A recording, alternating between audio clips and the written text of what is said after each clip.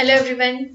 आज के इस वीडियो में हम पढ़ने वाले हैं ECO 02 accountancy 1 block 1 accounting fundamentals और unit 1 basic concept of accounting. Unit 1 में हम बेसिक कॉन्सेप्ट ऑफ अकाउंटिंग के बारे में पहले पढ़ चुके हैं, उसका ओवरव्यू हमने पिछली क्लास में पढ़ा था। आज हम basic accounting concept, system of book keeping, what is an account, classification of account, rules of debit credit और अकाउंटिंग प्रोसेस आज इस वीडियो में कंप्लीट करेंगे। तो एक एक करके देखते हैं क्या क्या होता है ये।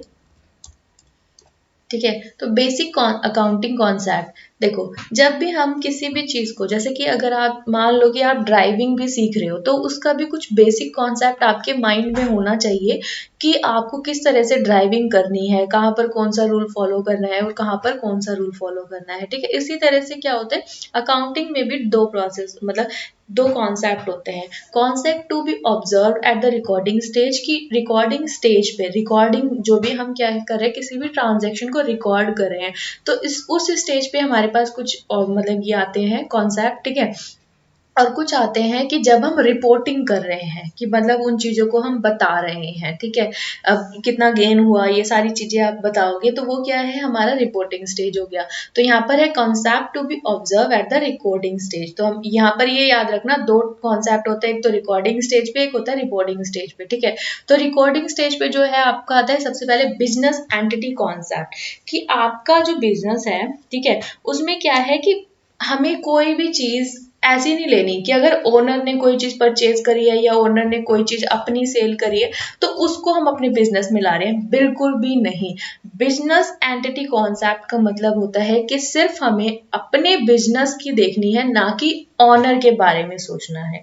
ठीक है, सिर्फ हमें उसका पॉइंट ऑफ व्यू क्या रखना है, बिजनेस की पॉइंट ऑफ व्यू से देखना है उसको सब कुछ। अगर बिजनेस को गेन हो रहा होगा बिजनेस का सामान खरीदने या बेचने पर, तो हम उसको लिखेंगे। ठीक है, मतलब हर वही एंटिटी जो है, हमें सिर्फ वही एंटिटी रिकॉर्ड करनी है जो बिजनेस की हो। ठीक है, हमें ऑनर की कोई भी एंटिटी रिकॉर्ड नहीं करनी।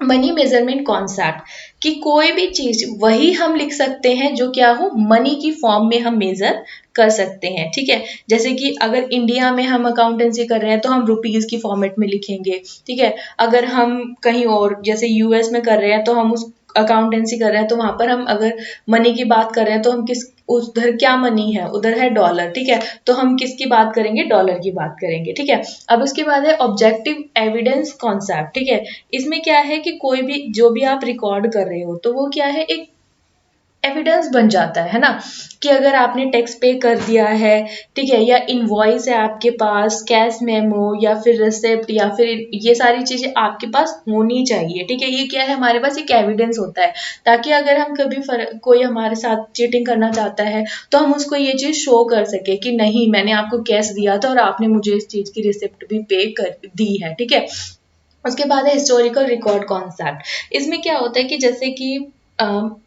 कुछ चीजें ऐसी होती हैं जैसे डाउटफुल डेब्ट, ये सारी चीजें होती हैं, है ना। जैसे कभी भी कोई पैसा दे रहा है, अगर किसी ने हमसे पैसा ले लिया था, ठीक है, तो वो कभी बाद में जाकर, कभी 2-3 साल बाद जाकर हमें वो पैसा दे रहा है। ऐसा तो नहीं है कि एक ही साल में सारा पैसा रिटर्न कर देगा, नहीं देता। ठीक है, तो कहीं वो अचानक से पैसा आ रहा है, कोई आदमी ऐसा था जिससे हमने भरोसा छोड़ दिया था, ठीक है, लेकिन फिर भी वो पैसा दे रहा है, तो वो सारी चीजें भी क्या होंगी, हम रिकॉर्ड करेंगे। ठीक है, उसके बाद है कॉस्ट कॉन्सेप्ट। कॉस्ट कॉन्सेप्ट मैंने आपको कल भी बताया था। इसमें क्या होता है कि कोई भी मशीनरी, अगर मशीनरी आपने परचेज की है, उसकी जो अभी अमाउंट है वो है 18,000। ठीक है, लेकिन उस 18,000 की जो मशीनरी है उसका प्राइस 2 दिन बाद बढ़ गया या फिर घट गया या कुछ भी हो गया। ठीक है, कितने भी दिन बाद, मतलब 1 साल के पीरियड में या फिर उसके बाद में, तो हम उस मशीन के प्राइस को बढ़ा नहीं रहे, घटा नहीं रहे। ठीक है, उसके ऊपर हम डेप्रिसिएशन लगाते हैं, वो हम नेक्स्ट यूनिट्स में पढ़ेंगे। ठीक है, किस तरह से लगाया जाता है। डुअल एक्सपेक्ट कॉन्सेप्ट, कि मतलब अगर कोई चीज आपके पास आ रही है तो ऑफकोर्स वो एक ना एक दिन, मतलब क्या है कि अगर आपने किसी से कोई चीज परचेज करी है, ठीक है, आपने मान लो मशीनरी परचेज करी है या आपने कोई भी असेट परचेज करी है, कोई भी प्लांट परचेज करी है, कुछ भी परचेज किया है, तो उसमें अगर आप उसको खरीद रहे हो तो आप उसके बदले में कैश पे करोगे। ठीक है, या फिर आप चेक दे रहे हो उसको, तो वो सारी चीजें क्या है, कुछ आएगी तो कुछ जाएगी भी। ठीक है, उसके बाद है concept to be observe at recording stage. Recording stage पे हम इन कॉन्सेप्ट्स को देखते हैं। Going concept, accounting period concept, matching concept, इसके ऊपर यूनिट 6 में पूरा डिटेल से दिया हुआ है, तो हम उसके अंदर इसको डिटेल से पढ़ेंगे। अभी इसकी मतलब ये देख लो, ठीक है, ये क्या क्या है। उसके बाद है हमारे पास सिस्टम ऑफ बुक कीपिंग। ठीक है, सिस्टम ऑफ बुक कीपिंग का मतलब क्या है? जब भी हम अकाउंटेंसी में बुक को रखते हैं, ठीक है, मतलब कोई भी एंट्री जो भी ट्रांजेक्शन है आपकी, वो आप रिकॉर्ड कर रहे हो, तो उसके दो एस्पेक्ट होते हैं। एक तो आपका डुअल एंट्री सिस्टम होता है, डबल एंट्री सिस्टम, जिसमें आप क्या कर रहे हो कि जो आपके पास आ रहा है, जैसे कि अभी मैंने एक एग्जांपल दिया कि अगर आप कोई मशीनरी परचेज कर रहे हो, तो ऑफकोर्स आपके पास मशीनरी आ रही है, लेकिन आपका पैसा जा रहा है।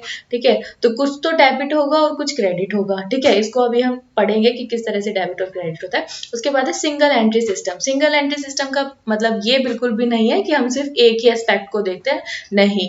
इसमें क्या होता है कि जो ऐसी ट्रांजेक्शन है कि जो हमारे डबल एंट्री सिस्टम को किसी तरह से नुकसान पहुंचा सकती है, या फिर कुछ ऐसा है उसके अंदर कि कोई अचानक से कोई पे कर देता है, या कुछ ऐसी चीजें हैं, ठीक है, जो अचानक से हमारे पास मिल रही है, हमारे बिजनेस को प्रॉफिट हो रहा है, या कुछ ऐसा कुछ अचानक से हो रहा है, वो सीधा हम जाके डबल एंट्री सिस्टम में नहीं लिख सकते, क्योंकि हमें पहले देखना पड़ता है। ठीक है, तो सीधे से अगर कोई चीज हमारी डबल एंट्री सिस्टम को नुकसान नहीं पहुंचा रही है, तो हम उसको डबल एंट्री सिस्टम में लिखेंगे। लेकिन अगर उसमें कुछ चीज इधर उधर हो सकती है, तो उसको हम सिंगल एंट्री सिस्टम में लिख देते हैं। ठीक है, उसके बाद व्हाट इज एन अकाउंट। तो अकाउंट का मतलब क्या होता है कि जैसे अगर आपने परचेज की कोई मशीनरी, तो यहाँ पर आप क्या लिखोगे, मशीनरी अकाउंट। ठीक है, उसका कुछ डेबिट होगा और उसका कुछ क्रेडिट होगा, कि मतलब कुछ आपने पैसा दिया है या लिया है, तो उसको हम इस तरह से लिखते हैं। अभी हम आगे देखेंगे कि इसका क्या क्या रूल होता है, क्या चीज डेबिट होगी और क्या चीज क्रेडिट होगी। ठीक है, तो यहाँ पर क्या होगा, नेम ऑफ द अकाउंट, कि कोई भी नेम ऑफ अकाउंट लिख सकते हो आप। अगर आपको मशीनरी अकाउंट बनाना है, तो आप क्या करोगे, यहाँ पर नेम ऑफ द अकाउंट में क्या लिखोगे, आप मशीनरी अकाउंट लिखोगे यहाँ पर। ठीक है, इसमें आप क्या कर दोगे, यहाँ पर आप मशीनरी अकाउंट लिख दोगे। ठीक है, मशीनरी, उसके बाद में अगर आपको किसी के नेम पे अकाउंट बनाना है, कि किसी से आपने पैसे लिए हुए हैं या किसी को दिए हुए हैं, तो उसके नाम पर भी आप इसका अकाउंट बना सकते हो। जैसे कि इसमें लोन फ्रॉम रतनलाल अकाउंट, ठीक है, या फिर कृष्णा, ठीक है, कृष्णा अकाउंट, या फिर आप किसी के फर्म के नेम पर भी अकाउंट बना सकते हो, क्योंकि वो फर्म का नेम क्या है, हमारे लिए तो नेम ही है ना अकाउंट का, हमारी कंपनी तो उसको उस नेम से ही जानती है ना। ठीक है, तो ये होता है व्हाट इज एन अकाउंट। तो ये होता है एक अकाउंट, कि किसी भी अकाउंट को हम इस तरह से रिप्रेजेंट करते हैं इन टर्म ऑफ अकाउंटिंग। ठीक है, उसके बाद है क्लासिफिकेशन ऑफ अकाउंट। तो यहाँ पर ना अकाउंट को टू पार्ट में डिवाइड किया गया होता है। एक तो होता है हमारा पर्सनल अकाउंट, ठीक है, जिसमें हम नेम वगैरह लिखते हैं। उसके बाद है इम्पर्सनल अकाउंट। इम्पर्सनल अकाउंट को हम फर्दर दो पार्ट्स में डिवाइड करते हैं। First is real account, second is nominal account. ठीक है, अब इसके अंदर जो फर्स्ट है हमारे पास, देखो रियल अकाउंट, अब ये जो हमारा पर्सनल अकाउंट है उसके अंदर क्या होता है, जो मैंने बताया था कि कृष्णा अकाउंट या गोपाल अकाउंट या लोन फ्रॉम रतन लाल, या फिर सैलरी आउटस्टैंडिंग अकाउंट, या फिर इंश्योरेंस रीपेड अकाउंट। ठीक है, तो ये सब क्या है, ये हमारे पर्सनल अकाउंट है। ठीक है, जिस किसी के नाम पे होंगे या फिर किसी कंपनी के नेम पर होंगे, मतलब ये आपको पता चल जाएगा। ठीक है, उसके बाद यहाँ पर है इम्पर्सनल अकाउंट। इम्पर्सनल अकाउंट में टू होते हैं, ये एक होता है रियल अकाउंट, एक होता है नॉमिनल अकाउंट। ठीक है, उसके बाद जो हमारा रियल अकाउंट है उसके अंदर आता है, जैसे कि हम कोई भी असेट परचेज कर रहे हैं या बेच रहे हैं, कुछ भी है, तो रियल अकाउंट में क्या होता है, ये मान लो कि रियल अकाउंट में हम क्या बात कर रहे होते हैं, मेनली फोकस होता है हमारे असेट्स पे। ठीक है, फर्नीचर अकाउंट, या फिर बिल्डिंग अकाउंट, या फिर मशीनरी अकाउंट, या फिर व्हीकल्स अकाउंट। ठीक है, उसके बाद है नॉमिनल अकाउंट। नॉमिनल अकाउंट में क्या होते हैं, जैसे कि सैलरीज आ गई, वेजेस आ गए, इंटरेस्ट आ गया, रेंट आ गया, या फिर किसी चीज की कमीशन आ गई। ठीक है, तो इस तरह से हम इनको क्लासीफाई करते हैं। उसके बाद है हमारे पास rule of debit and credit. अब यहाँ पर ये कार्ड नहीं है, ठीक है, डेबिट एंड क्रेडिट। ठीक है, तो यहाँ पर क्या है, rule of debit and credit. जो हमारे, अब आप कोई भी अगर अकाउंट बनाओगे, तो ऑफ कोर्स उसमें कुछ डेबिट होगा और कुछ उसमें क्रेडिट होगा। तो अभी हमने पढ़ा कि हम उसको तीन पार्ट्स में डिवाइड करते हैं, पर्सनल अकाउंट, रियल अकाउंट और नॉमिनल अकाउंट। तो पर्सनल अकाउंट का कहना ये होता है कि डेबिट द रिसीवर, कि जो भी रिसीवर है उसको क्या करो, डेबिट कर दो, और जो भी गिवर है उसको क्रेडिट कर दो। बस आपको ये याद रखना है, debit the receiver, credit the giver. उसके बाद है रियल अकाउंट में क्या होता है, डेबिट व्हाट कम्स इन, जो भी आपके पास आ रहा है, और क्रेडिट व्हाट गोज आउट, की जो भी आ रहा है उसको आप डेबिट करोगे रियल अकाउंट में, ठीक है, और क्रेडिट जो भी आपके पास से जा रहा है, ठीक है। जैसे कि हम बात करते हैं रियल अकाउंट में, तो आप क्या करते हो, असेट्स परचेज करते हो, ठीक है। इसमें आपने मान लो मशीनरी परचेज की, तो आप क्या करोगे, मशीनरी अकाउंट में लिखोगे, यहाँ पर डेबिट में लिखोगे, क्या है आपके पास, मशीनरी आई ना, तो मशीनरी का अमाउंट लिख दोगे, मशीनरी यहाँ पर आ गई, ठीक है। उसके बाद में जितने की भी आई है उसका अमाउंट लिखोगे, फिर उसके बाद में यहाँ पर क्या होगा, यहाँ पर आपका क्रेडिट वाला कॉलम होगा, तो आपके पास से क्रेडिट में क्या हो गया, पैसे गए हैं, ठीक है। क्रेडिट में क्या हो गया, आपके पास से पैसे गए हैं, तो आप क्या करोगे, कैश गोज आउट, है ना, कैश ही तो गया है ना, तो यहाँ पर आप कैश लिख दोगे और यहाँ पर आप उसका अमाउंट लिख दोगे, ठीक है। सिंपल होता है ये। Debit what comes in, machinery आई तो मशीन को डेबिट कर दिया, क्रेडिट वॉज गोज आउट, कि जो भी आपके पास से गया, कैश गया इस टाइम पे तो हमने कैश लिख दिया, ठीक है। इस तरह से ये बनता है रियल अकाउंट। उसके बाद है नॉमिनल अकाउंट। नॉमिनल अकाउंट में आपको देखना होता है कि डेबिट ऑल एक्सपेंसेस, जो भी आपके एक्सपेंसेस या फिर लॉस हुए हैं उनको आप डेबिट करते हो, और जो भी आपको इनकम या फिर गेन हुई है उसको आप क्या करते हो, क्रेडिट करते हो, ठीक है। तो आई होप कि आपको ये सारे जो रूल्स हैं वो याद हो गए होंगे। याद कर लेना, इन्हें जबरदस्ती याद कर लेना, क्योंकि ये बहुत ज्यादा इंपॉर्टेंट है, क्योंकि इन्हीं के बेस पर ही हम नॉर्मल सारी जितनी भी ट्रांजेक्शन होती है उसको रिकॉर्ड करते हैं, ठीक है। तो ये आपको याद होने ही चाहिए, ठीक है। उसके बाद है अकाउंटिंग का कुछ प्रोसेस होता है, ठीक है। अब आपने वो भी मतलब जो भी हमारा ट्रांजैक्शन वगैरह है वो उसको रिकॉर्ड स्टार्टिंग से लेकर एंड तक कुछ एक प्रोसेस में जो है अकाउंटिंग वो वर्क करती है, जैसे कि रिकॉर्डिंग द ट्रांजेक्शन। तो जो भी हम transaction first of all starting में रिकॉर्ड करते हैं वो हम कहाँ पर करते हैं, जर्नल में रिकॉर्ड करते हैं।